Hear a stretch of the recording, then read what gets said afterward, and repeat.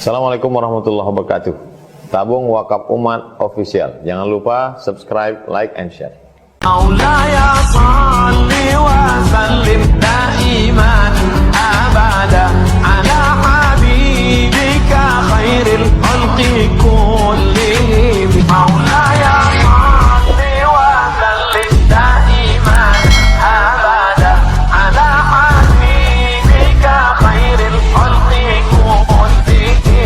Ustadz, apakah boleh berkurban dengan cara meminjam uang terlebih dahulu pada orang? Yang kedua, jika orang tua sudah meninggal, kita kurbankan untuknya, apakah sampai pahala untuk orang tua kita amalannya? Dua pertanyaan itu, Ustadz. Kurban untuk orang yang sudah meninggal dunia, almarhum ayahnya, almarhum emaknya, almarhum anaknya, maka orang yang berkurban itu menyembelih hewan, sampaikah untuk yang sudah meninggal itu? Sampai. Mana dalilnya? Dalil pertama, Nabi saat menyembelih itu mengatakan, Allahumma hadza an Muhammad wa ali Muhammad. Ini kusembelih untuk Muhammad dan untuk keluarga Muhammad. Padahal ketika itu Nabi menyembelih di Madinah, sedangkan keluarganya Sayyidah Khadijah sudah meninggal di Makkah. Itu menunjukkan pahalanya sampai ke Khadijah. Karena seandainya tidak sampai, pasti Nabi membuat pengkhususan. Ini kusembelihkan untuk keluargaku yang hidup-hidup saja. Tapi Nabi tak ada membuat pengecualian. Dalil pertama. Dalil yang kedua, Nabi ambil satu kambing lagi. Nabi katakan, Allahumma hadza an Muhammad wa ummati Muhammad. Ini kusembelih untuk Muhammad dan untuk umat Muhammad. Padahal waktu itu umat Muhammad SAW banyak yang sudah gugur meninggal dunia. Karena peristiwa kurban ini di kota Madinah. Sedangkan di Makkah banyak yang sudah Islam 13 tahun. Di Madinah sudah ada Islam tahun pertama. Banyak yang sudah meninggal. Tapi Nabi mengatakan, ini kusembelih untuk umat Muhammad yang hidup dan yang meninggal dunia. Itulah dalil ulama mengatakan kurban itu sampai pahalanya untuk yang meninggal. Tadi, pertanyaan satu lagi tadi. Yang pertanyaan pertama, apakah boleh berkurban dengan cara meminjam uang kepada orang lain, Ustaz? Hutang terbagi dua. Pertama, hutang yurja ada uhu, yang diharapkan ada pembayarnya. Yang kedua, la yurja ada uhu, hutang yang tidak tahu gimana cara bayarnya. Kalau hutangnya jenis pertama, boleh. Contoh, Mas Akhi Tengku Wisnu, pinjamilah saya uang 2,5 juta. Untuk apa Pak Ustadz? Saya mau kurban. Bayarnya kapan? Insya Allah panen sawit nanti bulan depan, insya Allah tanggal 1 Agustus insya Allah. Nyembelihnya tanggal 31 akhir Juli. Ada yang diharapkan membayarkan. Maka kalau hutangnya jenis ini boleh. Yang nggak boleh itu, pinjam saya Akhi Mas Tengku Wisnu, pinjam uang untuk kurban. Bayarnya kapan? Saya serahkan pada Allah Subhanahu wa Ta'ala. Itu nggak bisa. Karena dia sudah memberikan beban pada orang lain dan tak jelas. Dalam Islam kalau hutang piutang itu harus jelas. Ila ajalim musamma, sampai batas waktu tertentu. Sebetulnya dia punya uang. Itu kebun kelapanya mau panen. Cuman panen kelapa 3 bulan sekali. Itu sebetulnya kayu manisnya mau dipanen. Itu sebetulnya kebunnya mau panen. Gandumnya mau panen, padinya mau panen, cuman uangnya nanti ada yang diharapkan, maka hukumnya boleh kalau demikian. Wallahu a'lam. Baik, Ustaz. Masya Allah. Ibu Bunda Susilowati, Ustadz, saya kena luka bakar wajah dan jari-jari sampai tangan. Bagaimana cara wudhu tayamum saya, sedangkan tidak bisa pakai debu?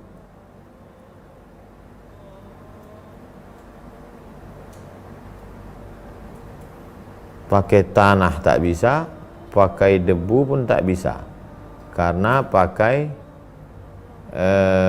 penutup.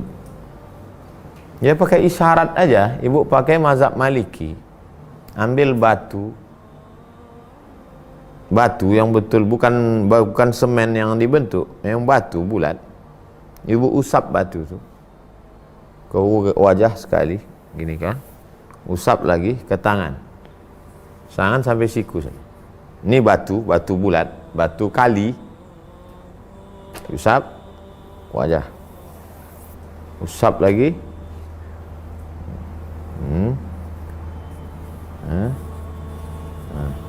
Udah. Pakai mazhab Maliki karena darurat.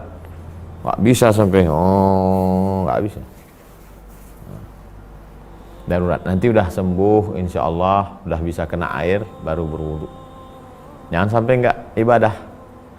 Karena dengan ibadah itu hati menjadi tenang. 1 kali tayamum untuk 1 sholat. Begitu juga kalau ibu berhadas besar. Maaf cakap habis hadas besar tetap tayamum sekali untuk menghabiskan hadas besar. Untuk sholatnya tayamum, cari batu kali sampai sehat. 1 tayamum untuk 1 sholat. Sholat qabliyah subuh, sholat subuh, zikir, sholat isyraq, tayamum lagi. Qabliyah subuh, tayamum. Sholat subuh, tayamum. Zikir, terbit matahari, sholat isyraq, tayamum. Sholat duha, tayamum. Qabliyah zuhur, tayamum. Baru sholat. Begitu, Bu. Ustadz, bolehkah memutus sholat jika orang tua sedang memanggil? Kalau sholat sunat ya. Nur, berhentilah. Assalamualaikum warahmatullahi wabarakatuh. Ya mak, coba kau caskan dulu HP mama.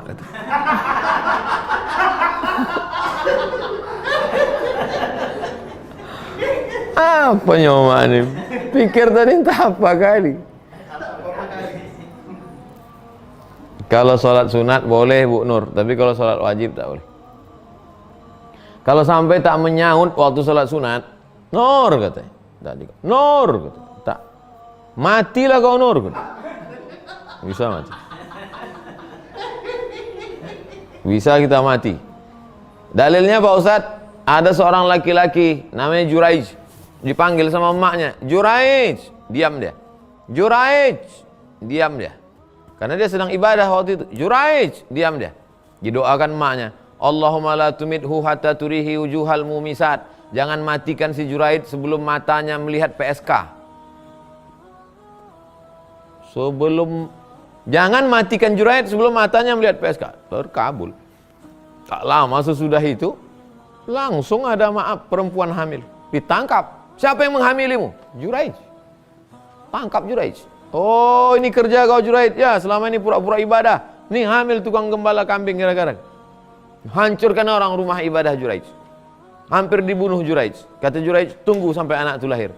Begitu anak itu lahir, ditusuk Juraij pusat anak itu. Ya gulam, wahai anak kecil, man abuka? Siapa bapakmu? Anak itu menjawab, Ra'il ghanam, koboi. Siapa bapakmu? Pengembala kambing. Koboi pengembala kambing.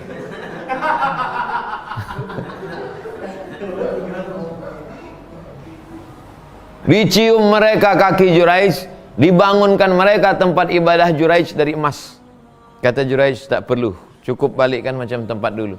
Ini hanya cara Allah ingin menunjukkan bahwa doa seorang ibu makbul. Jangan lawan orang tua, sampai sebegitu hebatnya. Ustadz, apakah benar air di wajah bekas wudhu tak boleh dilap, dikeringkan? Apa ada hadisnya juga? Tentang melap air bekas wudhu tak ada hadis. Tapi pendapat Imam An-Nawawi dalam kitab Majmu' Syarah Muhadzab ada. Paling tinggi makruh, nggak sampai haram.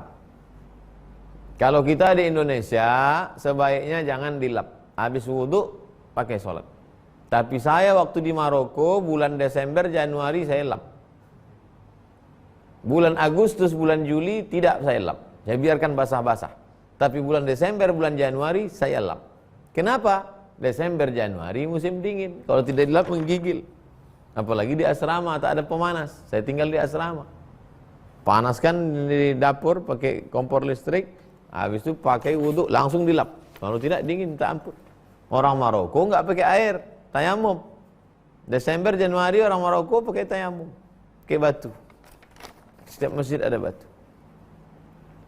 Nah, jadi kalau di tempat kita iklim tropis, malah kita suka basah-basah.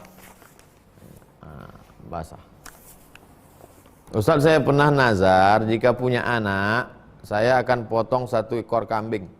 Alhamdulillah istri saya mengandung bayi kembar. Dan ketika sakit saya nazar kembali jika sampai sehat. Mana yang saya dahulukan? Bayar nazar dan akikah?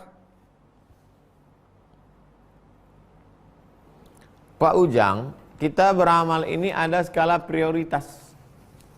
Yang paling tinggi wajib. Di bawah wajib sunat muakkad. Di bawah sunat muakkad sunat. Di bawah sunat mubah. Nazar itu apa artinya? Merubah yang sunat jadi wajib. Motong kambing sedekah itu sunat. Ketika Bapak bernazar, maka berubah menjadi wajib. Maka sedekah motong kambing wajib. Maka mana yang Bapak dulukan?